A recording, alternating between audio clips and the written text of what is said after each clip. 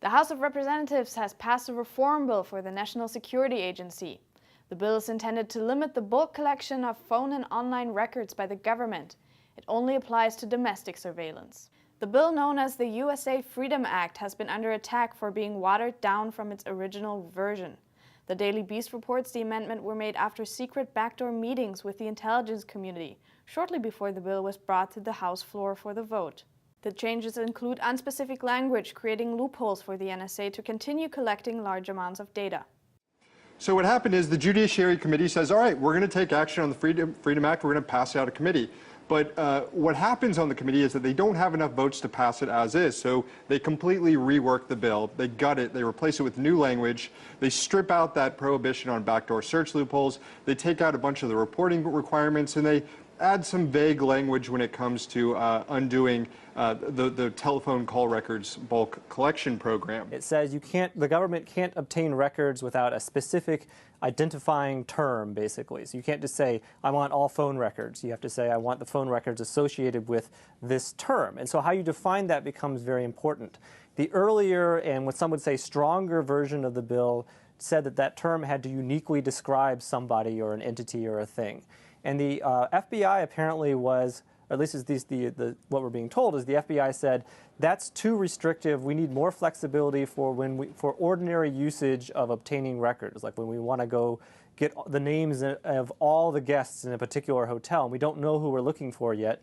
That's not bulk collection, but we can't uniquely identify anyone either. And so they changed the definition to, well, the request has to be limited in some way that isn't really defined. According to The Verge, many large tech companies such as Apple, Facebook, Google, and Microsoft dropped their support of the bill.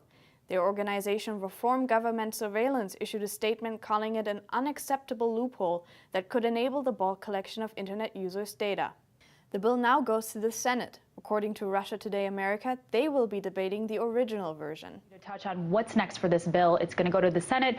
Is there a chance for change or? Absolutely. The Senate version of the bill is the original version of the USA Freedom Act, so it's substantially stronger. And should the Senate version be the one to ultimately survive the Senate, the conference committee between which the two bills are reconciled will be the point at which the discrepancies will be ironed out. And that also is a very opaque, closed-door process. And so it's very disturbing to see, as Representative Lofgren said, a bill aiming to ensure transparency itself becoming the subject of multiple closed-door backroom processes. All right. The USA Freedom Act is the first legislative effort to reform the NSA after former contractor Edward Snowden revealed the program last year.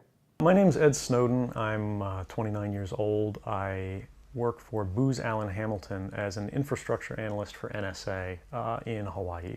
The NSA specifically targets the communications of everyone. It ingests them by default.